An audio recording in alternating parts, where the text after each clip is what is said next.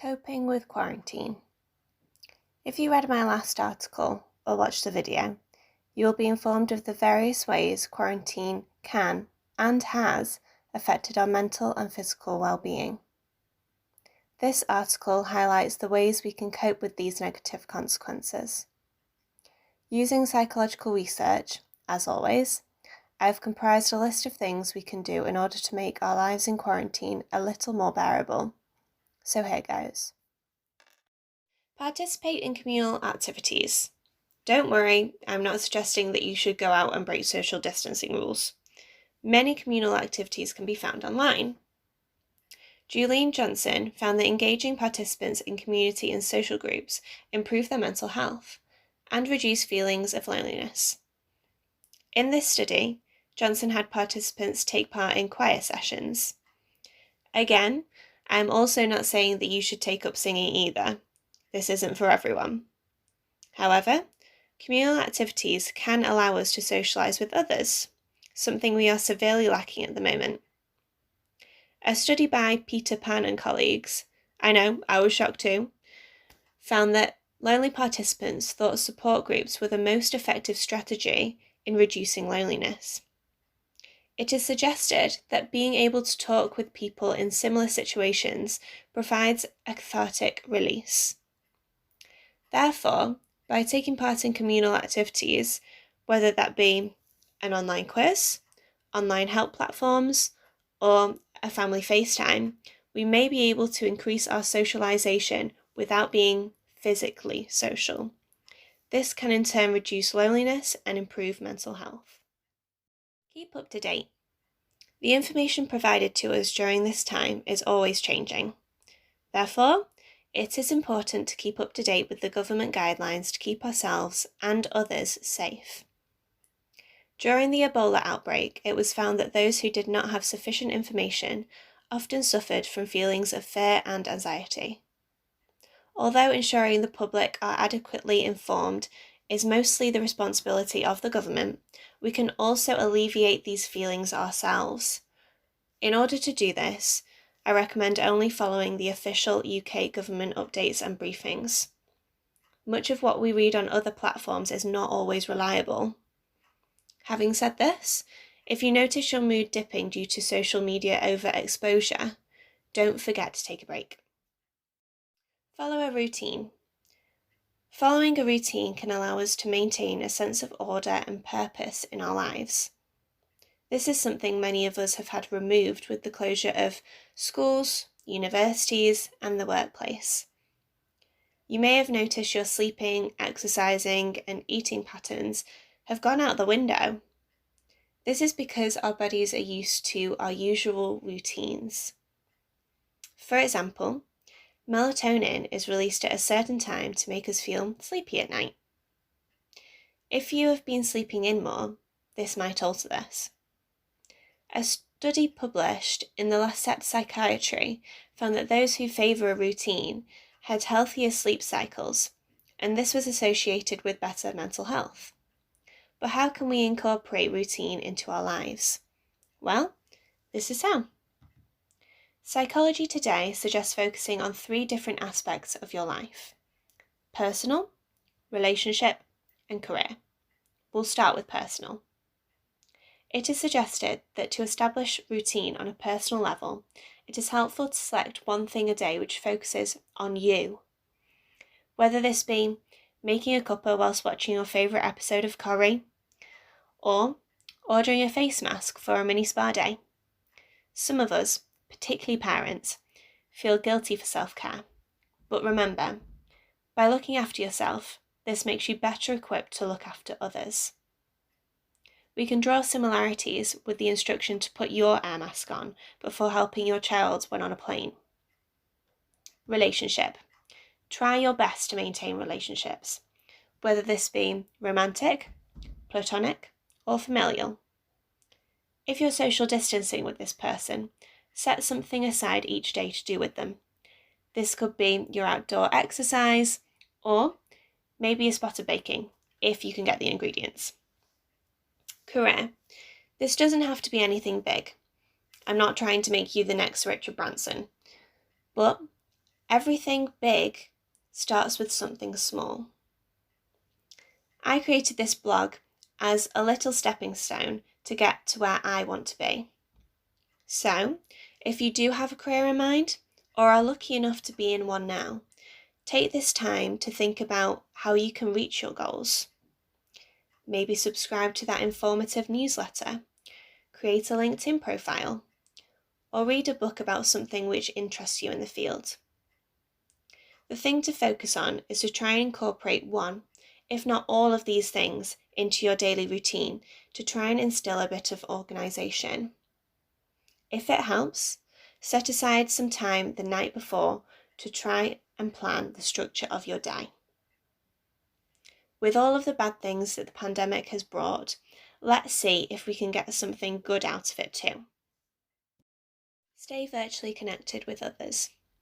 If you read my last article, you will know the importance of virtual hugs. Though our physical contact may be limited right now, it is critical that we make the most of the tools we have. If you are lucky enough to have a device that can access the internet, make that Zoom call. No, it will not be the same, but it might give you some sense of comfort. In my last article, we found that participants who saw virtual social contact had greater activation in areas of the brain associated with social behaviour. So let's make the most of that. Robert Morder and colleagues found that being able to virtually communicate with friends and family provided quarantine participants with a positive social network. Being able to discuss their situation with loved ones alleviated feelings of isolation, stress, and panic. So, make the most of being able to get in contact with your friends and family. It will not only make you feel a bit better, but it might also brighten their day too.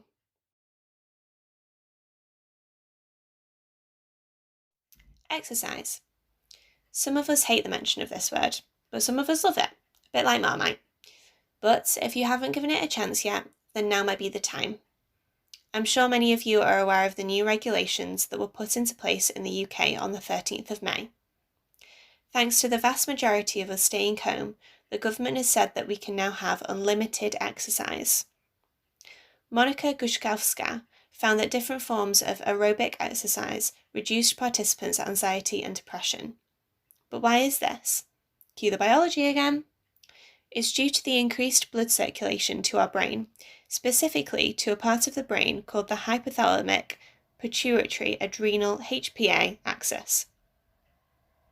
The HPA controls communication to the amygdala, the hippocampus, both of which we visited last week, and the limbic system.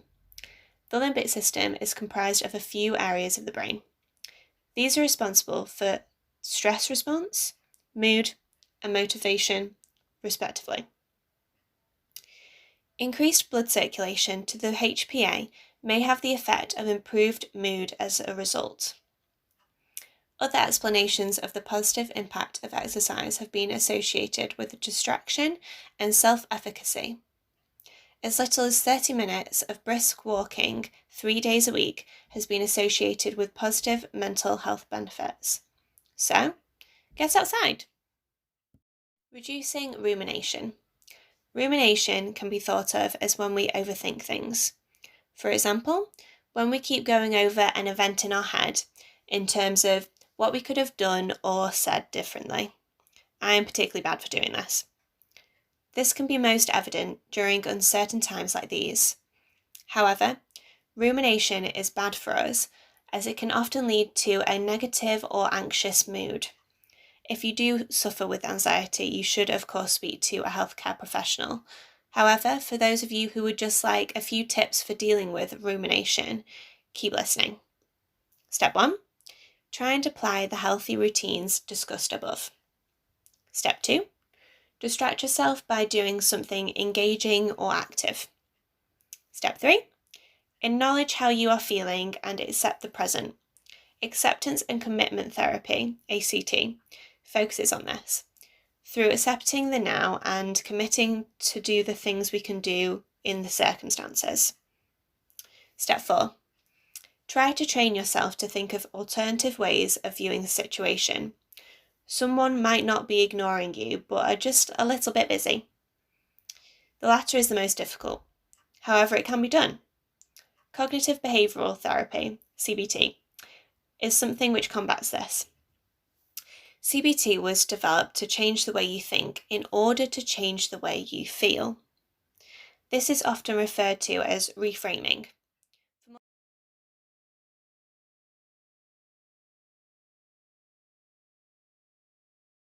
Communication in the home. Many of us are spending a lot more time at home right now. With the majority of the UK not working, not in school, and back from university, this means we are subject to the highs and lows of each other's moods in close proximity. It isn't always easy to spend so much time with your family, especially if you're not used to it. Problems in communication may follow this, which can result in a tense and confrontational household. When we're feeling low, we may misinterpret what others are saying without realising it. But we can combat this to make home life a little easier. Here's a few tips. Give people time to express themselves before jumping to conclusions. If you still come to the same conclusion, ask them for more information and remind yourself that they might be feeling a little rubbish too. We can also try and focus on these problems together. It is likely that some of the anxieties that you are feeling right now are also being felt by the other person. So, talk about how you're feeling. It will help you and might help take some weight off their shoulders too.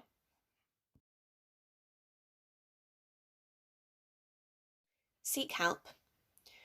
Whilst you may find these strategies useful, there can still be a need to consult healthcare professionals. For those of you who are used to visiting your therapist on a regular basis, this can be an extremely difficult and scary time. Research led by Christopher Mazzi found that the best way of combating loneliness is to address negative internal feelings. It isn't unusual to feel overwhelmed, but if you do feel yourself suffering, contact your therapist. Many of them are offering online guidance. If you don't already have a therapist, but would like to speak with someone, seek guidance through telecounsellors and telepsychologists. I've included a list of helplines in my article if you are struggling and are in need of help. It's okay to not feel okay sometimes.